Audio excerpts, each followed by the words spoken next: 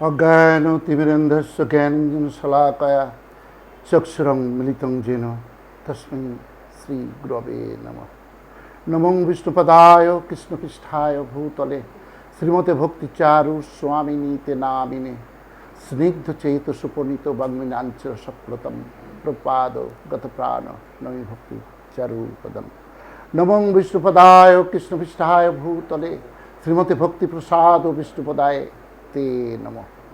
বঞ্ছাকল্পতরুভ্যশ্চ কৃপা সিন্ধুভ্য এব চ পতিতানাং পাবনেভ্যো বৈষ্ণবেভ্যো নমো নমঃ। হরে কৃষ্ণ কৃষ্ণ কৃষ্ণ হরে হরে, হরে রাম রাম রাম হরে হরে। কৃষ্ণের যতক খেলা সর্বোত্তম নরলীলা, নরবপু তাহার স্বরূপ। বলছে কৃষ্ণের যতক খেলা সর্বোত্তম নরলীলা, নরবপু তাহার স্বরূপ। এখানে আমরা এখন আলোচনা করছি দিব্য পঞ্চামৃতের অন্তর্গত শ্রী শ্রী গীত পঞ্চক, যেটা ভাগবতমের দশম স্কন্ধের অংশ গোপী গীতের আমরা এখানে আলোচনা করছি। বলছে রাধা পূর্ণ শক্তি, কৃষ্ণ পূর্ণ শক্তিমান, দুই বস্তু ভেদ নহে শাস্ত্র প্রমাণ। রাধা কৃষ্ণ এক আত্মা, দুই দেহ ধরি, অনন্য বিলাসের রস আস্বাদন করি। রাধা কৃষ্ণ একটাই আত্মা, একই দেহ থেকে উৎপত্তি। ভগবান শ্রীকৃষ্ণের বামঙ্গ থেকে ভগবান শ্রীমতী রাধারানীর উৎপত্তি হয়েছে। তাই বলছে রাধা পূর্ণ শক্তি, কৃষ্ণ পূর্ণ শক্তিমান, দুই বস্তু ভেদ নয় শাস্ত্র প্রমাণ। রাধা কৃষ্ণ এক আত্মা, দুই দেহ ধরি, অনন্য বিলাসের রাস আস্বাদন করি। চৈতন্য চরিতামৃতে একথা বলা হয়েছে। বেণুগীত হচ্ছে রাসলীলার এই গোপী গীত, দিব্য বিরহজনিত যুগল গীত, রাধারানীর ভ্রমর গীত এবং প্রভৃতি শ্রী উদ্ধব মহাশয়ের এই বাক্যের লক্ষ্য। রাধারানী সহ ব্রজ গোপিকাগণ শ্রীকৃষ্ণ বিরহে পাগলিনী প্রায়। এখন তারা কৃষ্ণ অদর্শনে মর্মাহত। রাসস্থলী থেকে হঠাৎ কৃষ্ণ চলে গেলেন রাধারানীকে নিয়ে। পরবর্তীকালে রাধারানীকেও পরিত্যাগ করলেন। সকলে গোপীগণ সকলে ক্রন্দন করছেন। স্রোতস্বিনী কলকল্লোলিনী যমুনার তীরে গভীর রাত্রিতে বনের কাছে গভীর অরণ্যে তারা ক্রন্দন করছেন। ক্রন্দন করছেন কি বলে? হা সখী, হা কৃষ্ণ, প্রভু দেখা দাও, দেখা দাও। এইভাবে তারা ক্রন্দন করছে। নবম শ্লোকে, নবম মন্ত্রে, এগুলো সবই মন্ত্র, 19টি মন্ত্র। গোপীগীতে 19টি মন্ত্র, বেণুগীতে 20টি মন্ত্র। কিন্তু গোপীগীতে 19টি মন্ত্রের এখন নবম মন্ত্র আমরা আলোচনা করছি। সেখানে বলছে তব কথামৃতম তপ্ত জীবনম কবিভৃড়িতম কলমস্পাহম শ্রবণ মঙ্গলম শ্রীমদা আততম ভুবি গৃণন্তি যে ভুরিতা জনঃ। তব কথামৃতম তপ্ত জীবনম, এর কিন্তু দুরকমের মানে আছে। আমি প্রথমটা স্বাভাবিক মানে বলবো। দ্বিতীয় কথা হচ্ছে গোস্বামী পাদগণ যে টিকা লিখেছেন, সেখানেই এই গোপীদের বিরহজনিত, তারা অনেক সময় কৃষ্ণের প্রতি আক্ষেপে বিপরীত কিছু কথা বলেছেন, সে কথাও শেষে আলোচনা করব। এখানে প্রথম তারা কি বলছে? তব কথামৃতম তপ্ত জীবনম, হে ভগবান, হে শ্রীকৃষ্ণ, তোমার কথা অমৃত সম। তব কথামৃতম তপ্ত জীবনম, তপ্ত জীবন কি? তপ্ত জীবন এই সংসার দুঃখে, এই সংসার সাগরে পড়ে আমরা দুঃখে সকলে মর্মাহত। আমাদের চিত্ত প্রতিটি মুহূর্তে চঞ্চল। এই সংসারের তাপ ও দাহে আমরা দগ্ধ হয়ে চলেছি। সংসারে কামনা বাসনার শেষ নেই। যার অনেক আছে, আরো চাই আরো চাই করতে করতে অতল অন্ধকারের গহ্বরে আমরা প্রবেশ করেছি। তাই বলছে তব কথামৃতম তপ্ত জীবনম। এই সংসার জীবন হচ্ছে তপ্ত সমুদ্রের মতো, বিগলিত অগ্নিধারার মতো। সেই বিগলিত অগ্নিধারায় আমাদের হৃদয় বিগলিত হচ্ছে।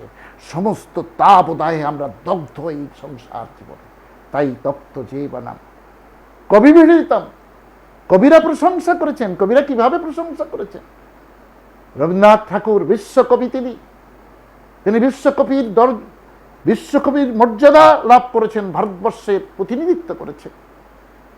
সেই বিশ্বকবি কি বলছেন দেখুন, বলছেন আমার মাথা নত করে দাও হে প্রভু তোমার চরণ তলে।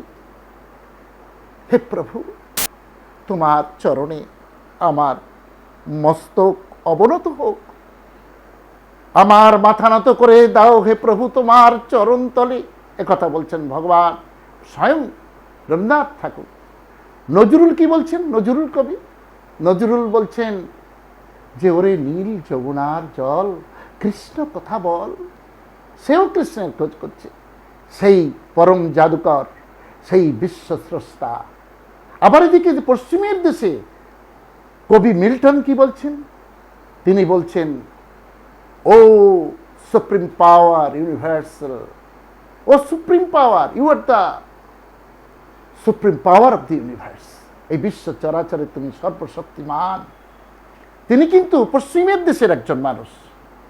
আবার এদিকে দেখুন বিশ্বের শ্রেষ্ঠ নাট্যকার শেক্সপিয়ার, তিনি বলছেন the world is stage and we are actors.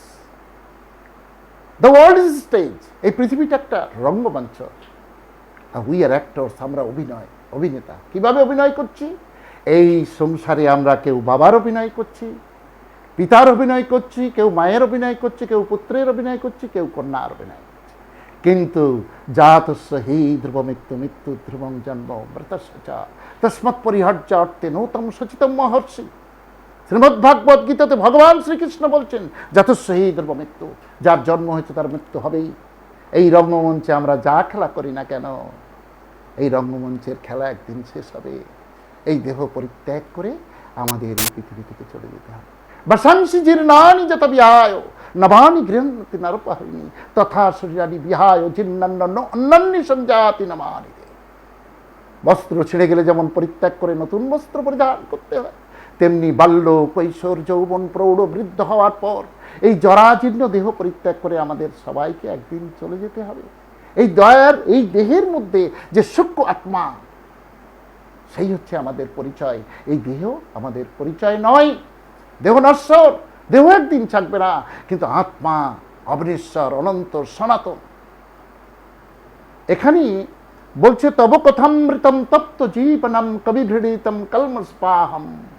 ভগবানের কথা যারা স্মরণ করে, এই অমৃত কথা যারা স্মরণ করে, যারা শ্রবণ করে, তাদের কি বলছে না কলমস্পাহম, তাদের হৃদয়ের কলুষতা দূরীভূত হয়।